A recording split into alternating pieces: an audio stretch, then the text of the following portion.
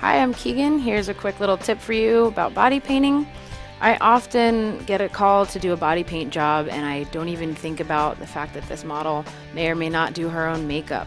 So I always learned the hard way by going to a job and the model did not have any face makeup. I always carry a little makeup bag with me, carry some lip gloss, some concealer, some mascara. If you want to get really into it, you may bring some eyelashes, eyelash glue. So every now and then you may be working with an unexperienced model, and the worst thing is if you have this gorgeous paint that you've done and then their face is just no makeup. Even if they're beautiful, it's not going to show up right in pictures. So I recommend definitely go to your local drugstore, pick up like 1 or 2 neutral colors of lip gloss, some mascara, definitely mascara wands. You don't want to use the same mascara on a bunch of people and give them pink eye. So mascara wands, mascara, lip gloss, a little concealer. That way, no matter what they've got going on, if they have the most beautiful makeup ever or they have nothing, you'll be ready to go and it's not going to affect your work.